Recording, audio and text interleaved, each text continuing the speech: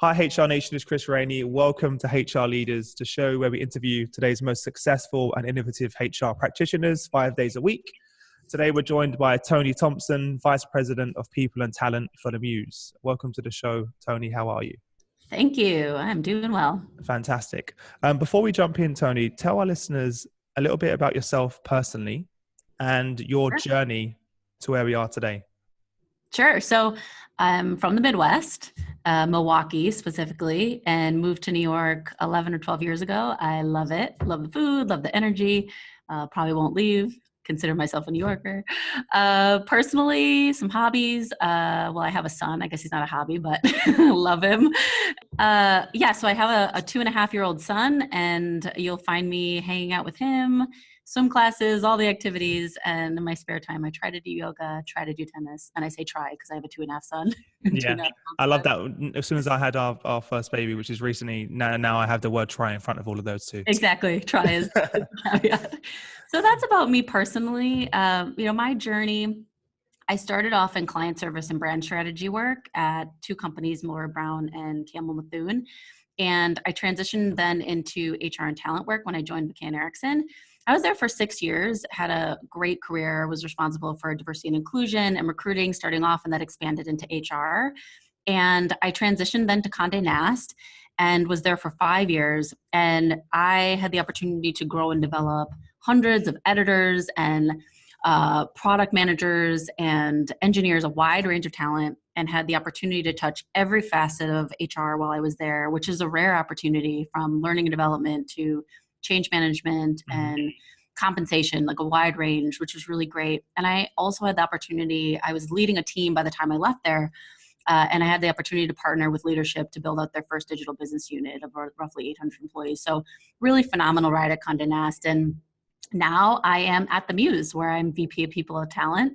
And that means, in a nutshell, that we are responsible for hiring extraordinary talent that align to our business needs, but also to our culture, which I think is really important. And in addition, making sure that our employee experience is really superior and continues to be our competitive advantage, really. So HR, learning and development, employer branding, and recruiting is kind of what I focus on now with my team. And fantastic. Great. And it feels like all of those experience now have culminated in this role, right? So you can really take all of that experience you've got from those organizations. It seems like a perfect fit for the current role you're in. Absolutely. Yeah. It's really great. I love my job and I love the company. Yeah. For those that don't know about the Muse, tell us a little bit about the organization, because I know you have as you say on your LinkedIn profile, which I did a bit of stalking, two badass women with a mission to make the job search experience more human, enjoyable, and effective for people and companies. Yes. I really, really love that part. So tell us a bit about the company and the founders. Yeah, that is how I feel. And, we are a technology company that was founded by two badass women. I mean, they are really phenomenal, Catherine and Alex. And, they saw a need in the market and they jumped on it about 7 years ago and never looked back. And so we offer users an inside look as to what it's really like working at a company. We have 75 million people that visit, and they come to research companies and careers. They come to find out what isn't on the job description. What is the company workplace like, the values, things like that. And then we offer employers an opportunity, lots of tools to basically capture their employee stories, turn those stories into really engaging content, and then opportunities to track their employer branding efforts and the impact that has on their recruiting strategy. I was a client of the Muse before I joined, and I really struggled with telling that story in my previous companies. How do you really communicate what it's like at your company really authentically so that you find the right talent match? And I'm really happy that I work at a company that's trying to help HR and talent people in that way, while also helping users. It's a really great mission. You're winning from both ends of the spectrum now. That must be really cool for you to work in a company that has that mission, but you're working in HR in that company. Exactly. It's really great. Yeah. Fantastic. Have you been able to work more closely with the team as well to bring your knowledge experience to the product as well? Yeah, absolutely. I'm able to help out with training. I pretend I'm a client, pretend I'm a good bad client and a bad client. And we're able to test out products before they launch. And we went through an acquisition last year, for example, for a product called Brand Amper. We turned it into Brand Builder, and I got to test out the product. And it's a employee story capture technology that allows you to really pull employees' perspective on what they like about working at the company, how they describe their roles. And I got to use the technology myself and give real feedback as to like, this is what it helped me with. This is what I think the product won't help our clients with. And it's a really great opportunity to do that. So where you are in the role now, you're looking after all facets of HR, right? Yeah. What are the areas that you're most excited about, that you're focusing most of your attention and time on?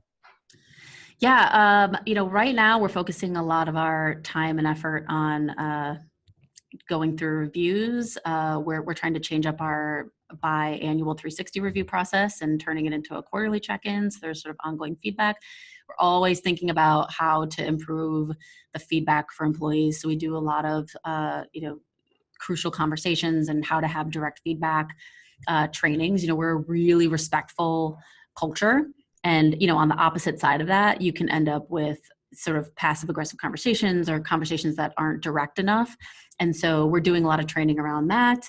A lot of really exciting things. We're leaning into some employer branding efforts, setting up an employer branding content library and some experiments around that.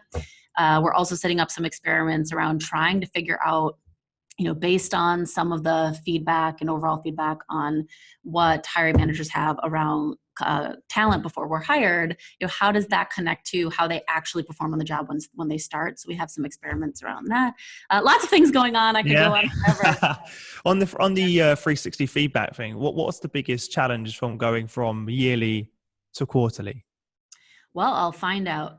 You're on that journey right now, right? So you're yeah. I mean, I'm anticipating a few things, having sort of dabbled in this before. Mm-hmm. I think one of it is you really have to get hiring managers who are dedicated to doing it, because biannual reviews, of course, everyone's moving away from it because it's so administratively burdening, and it can just be kind of a pain in the butt for people, and particularly when you have a 360 process, which is more involved.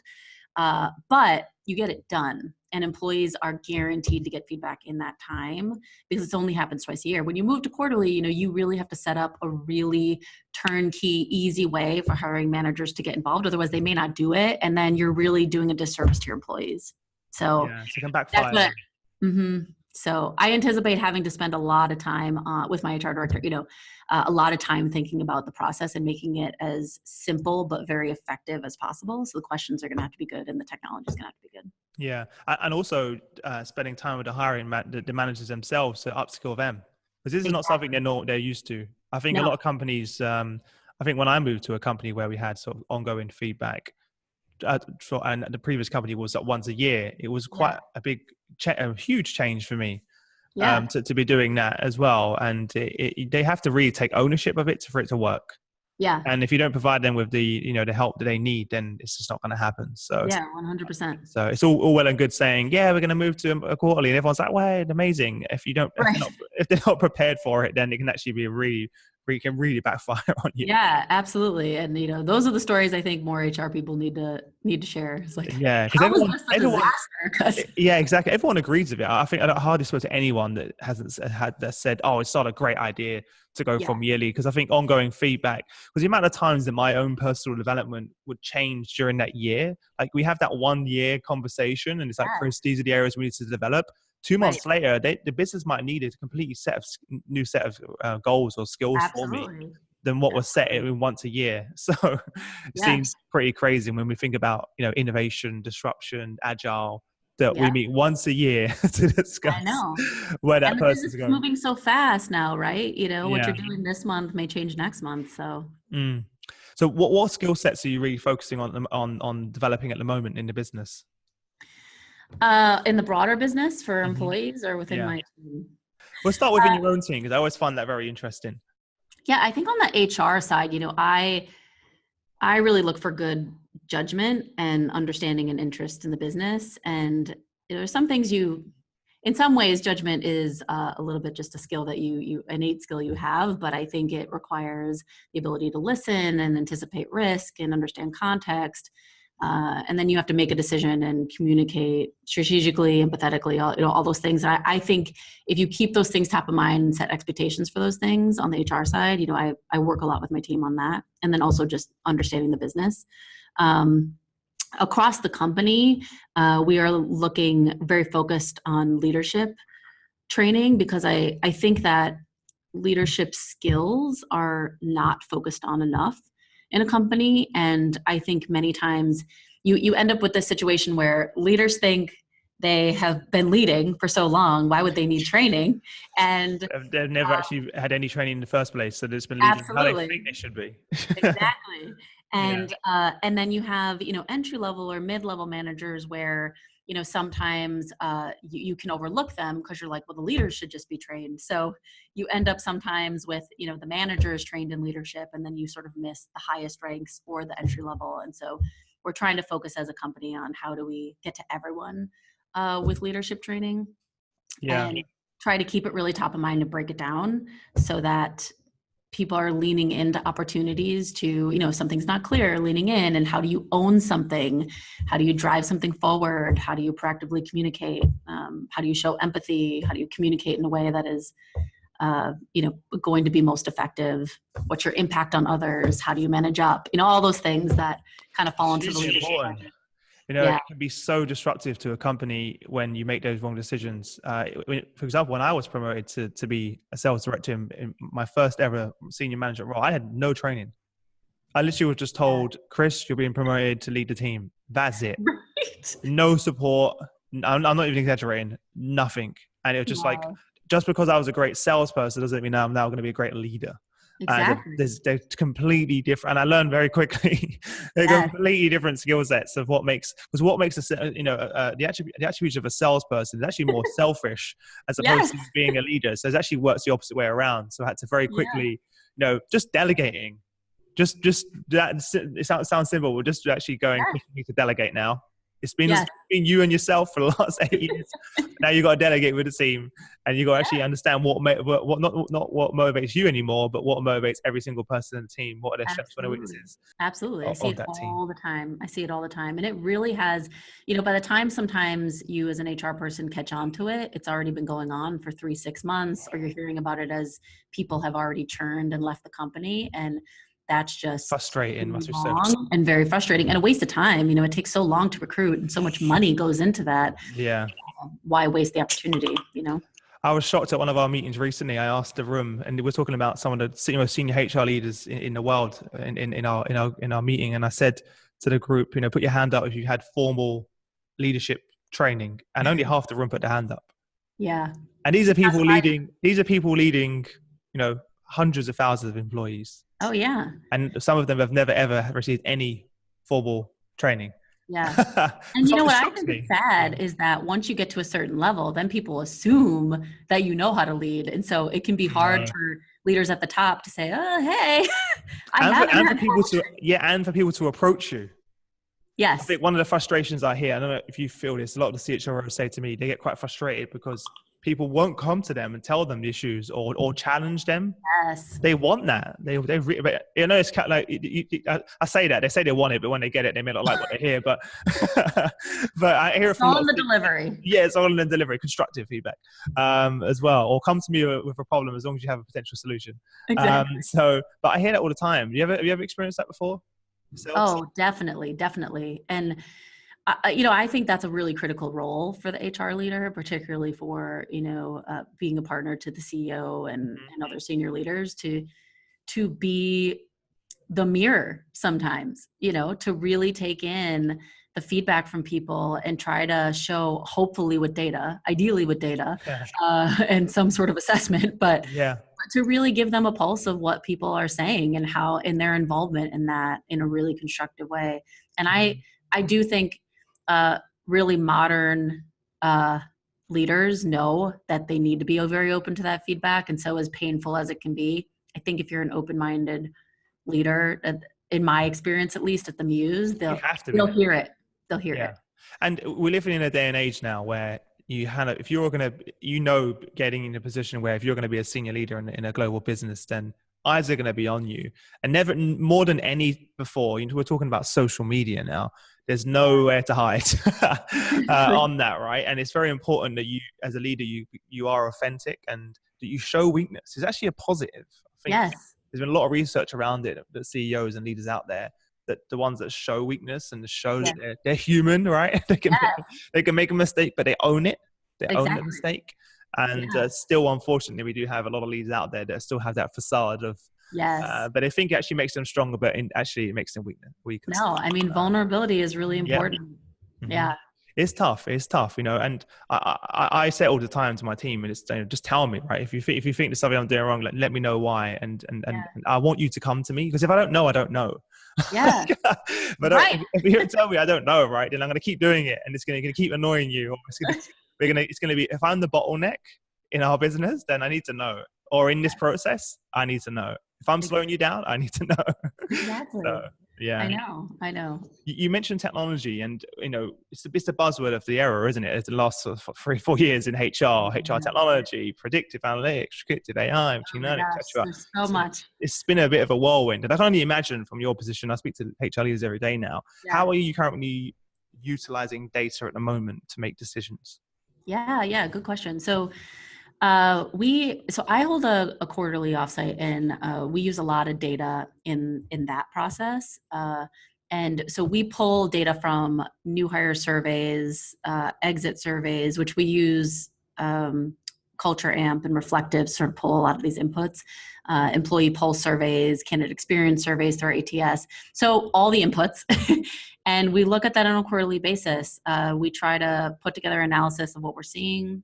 We'll look at our goals from the previous quarter and try to keep us honest and accountable as to what the data is really saying versus what we want the data to say, and where the pain points are within the organization from a training perspective, recruiting perspective, whatever, culture perspective, and try to make goals for the following quarter that are going to align to what we're seeing in the data. So we use technology quite a bit to keep pulling that data consistently throughout the year. And then we formally analyze it on a quarterly basis. And then we share it with the management team. And I think the most important part beyond the analysis of the data is actually sharing your findings with the management, because I think as HR people, at least in my experience, you can feel very alone in the sort of need to change culture or leadership capabilities or skill gaps. I mean, these very hard things to change, and it can feel like it's all on your shoulders. And I think the more you're sharing data insights, the more you're able to organically get leaders excited and involved in those processes, and even contributing ideas and helping. And I think that takes the burden of the team or the people leader feeling like they have to do it all on their own. So we use technology quite a bit to pull in the data and share. I was going to ask you, how is technology, helping you in the business? You just answered it, right? It seems like it's really empowering you as a leader. Yeah. Because I think everyone, and I'm really happy. I really want to sort of emphasize that point for everyone listening, because there's this big fear of, HR's, it's going to take our jobs, and and this is a big fear, right? It's real. People worry about, but really it's not a replace. It's more to enhance and empower you to make better decisions. Absolutely. And I'd love to we're not using it now, but I'd love to get to a point where we have like an AI chatbot. I think there's some of the administrative things that HR folks do, and like the daily questions that you're repeatedly answering that you can automate. And I think technology is really great for that. And I don't think technology will ever take our jobs, because people are complicated. Right? Like people are complicated. Yeah, exactly. And there's so much gray matter and context in what we do every day that is not so black and white. And it would be really hard for technology to take sort of the art of the job out of it. Yeah. I think I keep saying it to everyone. We've come up so many times on the show, and you're completely right. But every single function's gone through this digital transformation. Now it's HR's turn. Yeah. We saw it happen with sales. For sure. We saw it happen with marketing, go through their digital transformation. We saw it happen with every function. We're seeing it with supply chain now, digital age of supply chain. And now we're seeing it with HR. Yeah. It was going to happen sooner or later as well. And you really have to embrace it. Yes. And it's going to happen whether you like it or not, guys. So it's happening. Get on board. It's already there, right? We're a 5-person startup, and we have a chatbot on our website that answers questions, that gives you information in real time, that can do loads of things that whilst I'm sleeping at home, it can be answering those questions, and it cost me $10 a month, and I programmed it myself. It really is that simple. No, it's, by the way, it's so easy. I'll send you the details after. Okay, yeah, we have to talk about that. It's really easy, right? So there's no excuses for it. I think it's just more of a it's a mindset shift, more than anything else, if I'm honest, from what I'm experiencing and what I'm hearing as well. How have you, just out of curiosity, you mentioned your team, and of course that the HR team has shifted now with technology. A new set of skills is almost required as well, right? How are you? Has that changed the way you hire now in terms of what skills you're looking for? Yeah, I mean, I really do look for people who understand what data inputs you should keep an eye on, but more importantly, why those data points are important. And how they can impact the business. And particularly in HR director, people who've had experience using that data to influence the business. And as I said before, having an interest in the business is really, really important. And it's essential. It's essential. Fundamental. It's really fundamental. There was this great article I saw from, it was released by Bamboo HR and PayScale, and they had these key questions, and there was like 10 questions that HR people should ask themselves on a regular basis to make sure that they're staying close to the business. And one of those things was like, do you understand the financial model? What are the company's top 5 competitors? What are the customers' desires and needs? All those things that you should be thinking about. And I look for, particularly when I'm hiring, someone who has a real interest in that. So that the HR functions continuously aligned to the business. Because otherwise you end up with talent that really, or training programs that really is sort of working in a vacuum. It's not actually helping the talent get the skills they need, or the talent they need to help them and the business move forward. And so those are the things I look for, yeah. No, I love the way you broke that down, because it's no longer simply good enough to know this is the industry we operate in and this is what we sell. That's not enough. Or like, here's the compliance things I need to do. Or here's the risk of the company legally, which was the case before, for sure. And now it's really more about... You're looking ahead. Yes. It's no longer, rather than reacting, right? You have to be proactive in looking at where's the business going and how can I help it get there? And obviously, you, especially in the role of HR, you got to be 10 steps ahead of that, to make sure you have that talent pipeline, right? To make sure you know all of that and have it all in place. So it's very interesting times indeed. And I think sometimes, reading between the lines, because, I think sometimes particularly leadership teams aren't educated on how to partner with HR and talent still, because of the way the industry and profession has progressed. So I think it's a little bit of reading in between the lines and understanding context and trying to insert yourself in business meetings so you can pick up on the needs without people actually coming to you and saying it. I find it's really important. Yeah, because otherwise, what a lot of the HR leaders do, I've seen, they're kind of doing a bit of everything, whereas opposed to just focusing on those 1 or 2 things that are going to have the most impact for the business, and then coming with the solution. Or some of the times, what I used to love to do in my old company, which I think HR should do, is I used to listen out in our board meetings for chat for problems that different leaders would have. I'd go away, and at a time, it may be in their head, it could be a problem, but maybe it's not a problem, but you're making it a problem. And I'll come back with the data and say, here's a solution, or actually you are right, or actually you are wrong, and here's the solution. And that way I'd get much more value out of it, as opposed to just going away and focusing on everything. Yes, absolutely. Yeah, especially with technology. There's a million things you can do. Focus on. But is it going to add value to the business? If not, then don't do it. That's the question, Well, on that point then, such an interesting, company that you work for, and the value you guys bring is so interesting. Where do you see the biggest opportunity for improvement then in the organization and in the business? The reason we're focusing on leadership is, we in our organization specifically, we've been around for 7 years, and if you can imagine the phases that you go through from a talent perspective when you're 10 employees, 30 employees, 60 employees to now 130. Skills. You need a different set of leadership capability as you grow, right? I understand. Experience. And every time we make a sort of experience upgrade to the company, we end up with a whole nother change management approach. And so I think we just got off of a big change management time as we added in a whole new leadership team, or the first leadership team, I should say, for the company. Yeah. And now we're leaning into leadership training and direct feedback training. I think those are some of our biggest opportunities from a training perspective, but from a company perspective, I think there's a lot of product opportunity.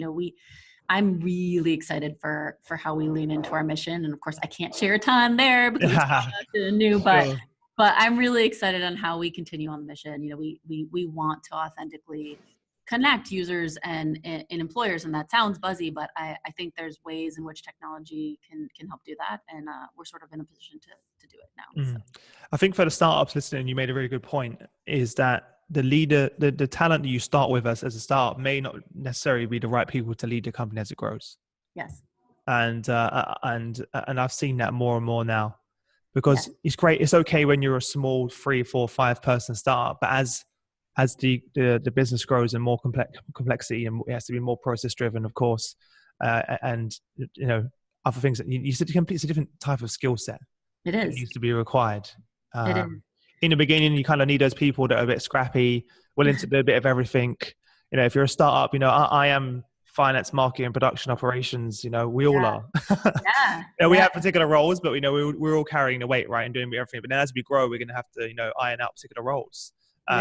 We're actually getting to that position now as a business, like defining our roles and our responsibilities, and we're realizing it's a whole new set of skills. It is to be required and brought in as well. So. And sometimes a different mindset of the people. They want to do everything. Some people want to do everything, and they don't like just staying in one lane. And that's me. That's me basically. So it can be frustrating, but then you also realize that can be frustrating for other people who want to take the ownership of that as well. Exactly. So very interesting. Well, look, that leads us quite nicely to the quick fire round, where I'm going to ask you 5 questions, and you have no longer than 30 seconds to give us some amazing answers. Are you ready? Okay. I say that on purpose to everyone, because then all of their faces are like, oh my God, did you seriously just say that? What was the number one thing that was holding you back from becoming a HR leader? I would say being honest. So delivering really tough feedback. So I think critical conversations was a skill I really had to lean into and learn. And it's been probably the most impactful thing that I've I definitely have flashbacks of my first few meetings where I had to have those conversations, and especially if you haven't been trained or prepared in advance, which is in my case, it was just, Chris, you got to go and have that meeting, go and do it. I was like, oh, okay, on my own. No, is HR not going to come in? No, so I can certainly relate to that, and it's very important, and it's tough, and it's very hard, I found, not to become emotionally attached to it as well, and be objective.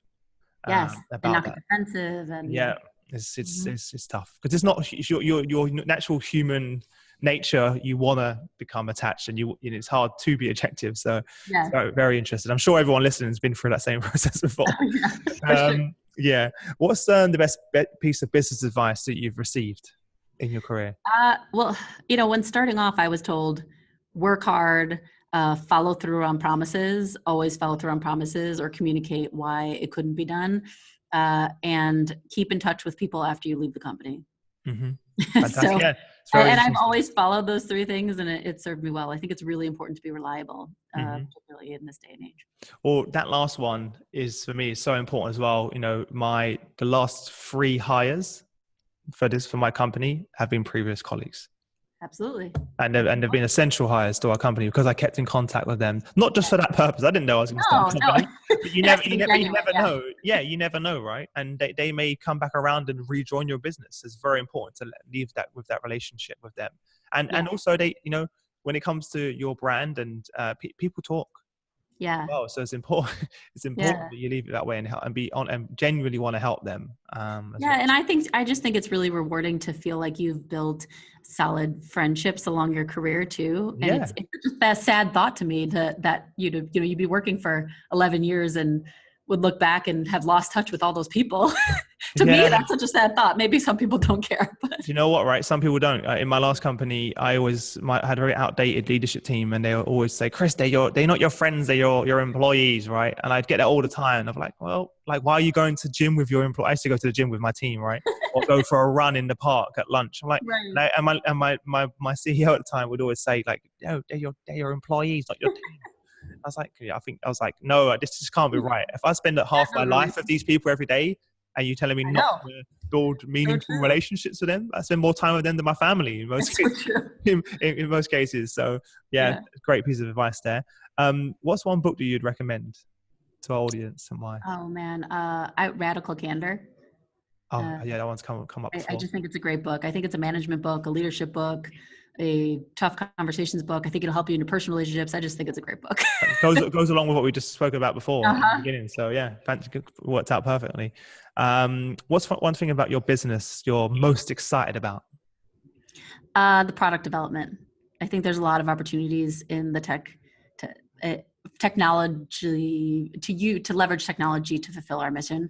And I'm really excited to see what develops over the next year or so, and the talent we're bringing in that I know will impact that mission, to see if they in fact do. We just hired them, and you're like, come on, come on, you can do it. Yeah, that's the thing, right? You don't know until it's very interesting in the world of HR. You never really know. You can have that great feeling, that great interview, and everything can be perfect. You just never know how it's going to work out. Yep, exactly. Always fun. Could you share one internet resource or some online resources or technologies that you use that have had a big impact? You mentioned some of the tools that you use for data, for example, or what do you use for your own personal learning, and what tools are out there that you think our members should know about, our listeners? I subscribe to a lot of podcasts, lots of employer branding and HR podcasts, such as your own. Thanks. And try to read a lot of content. I read a lot of white papers that come inbound that I've signed up for, Bamboo HR and other vendors that have white papers. I think some of them are really good, and I just always try to keep reading. There's so much content that comes inbound nowadays. Now it's just overwhelming. Before before there was a monopoly on content and you had to pay for it. Now it's just everything. It's everywhere. It's not hard to learn nowadays. No, for me the biggest challenge is actually sort of just taking all of the noise away and finding stuff that's actually genuinely valuable. Yes. So it's tough. Fantastic. You mentioned some of the tools that you use for data. Yes. What you mentioned, Culture Amp. Which of those tools, in your opinion, has had the biggest impact on you and the business? I would probably say, Culture Amp. I don't know. It's a tie between Culture Amp and Reflective, because. You're nice now. So I'm going to post this clip on LinkedIn. I know. I'm going to tag them in and put verses in the middle. We use them in different ways, and without each of them, we wouldn't have a full picture of the story. So amazing. That's a tough one. That's good. It's good for everyone to hear, because that's another area where every day I'm sure you get an email or a message about this new tool that's going to solve all your HR challenges and all your problems, and it tells you it's going to predict everything for you, and it's going to tell you when your talent leaves, and I know everything. Right? There's a million new ones popping up, so it's good that those two you mentioned I hear quite often as well. So it's great for everyone listening to know that they're adding value to absolutely. Fantastic. Well, look, you've given us some amazing advice, so I really appreciate you taking the time out to join us, Toni. I think we could talk forever. I know, we really could. around these topics. Before we part ways, give our listeners, if there's that one piece of advice you could give to sort of HR leaders that are on their journey, kind of what would that be? And also, what's the best way for our listeners to get in touch with you if they have any questions or want to reach out to you? The best piece of advice for HR leaders, I think, is to stay ingrained in the business and stay sharp and keep asking questions. I think it's the way you add the most value. And meditate, maybe. You kind of need to. There's going to be some stressful situations out there, guys. You need to meditate. Exactly. Do you meditate, by the way, Toni? I do. Yeah, I do. Amazing. I think it's important to stay calm, and because I think in times of change, it's an incredibly stressful time in the industry, in the world, and in business, and particularly so many mergers and acquisitions and things that are impacting people leaders. And I think it's really important for people to be able to look at the people leader and see them calm, even if internally you don't always feel that way. So meditation is a good tool for that. Yeah. And and you can get in contact with me. It's just Toni, T-O-N-I at the Muse, or feel free to find me on LinkedIn. I'm pretty active there. Fantastic. Well, Toni, thank you again. For everyone listening, you can head over to hrleaders.com. There you'll find all of the show notes from the episode, everything we've been talking about, links, anything that was mentioned will be all listed there. Again, thank you for sharing your journey with our leaders, Toni, and I wish you all the best until we next speak. Thank you. Yeah, it's been great talking to you. Thanks, Chris. Thanks.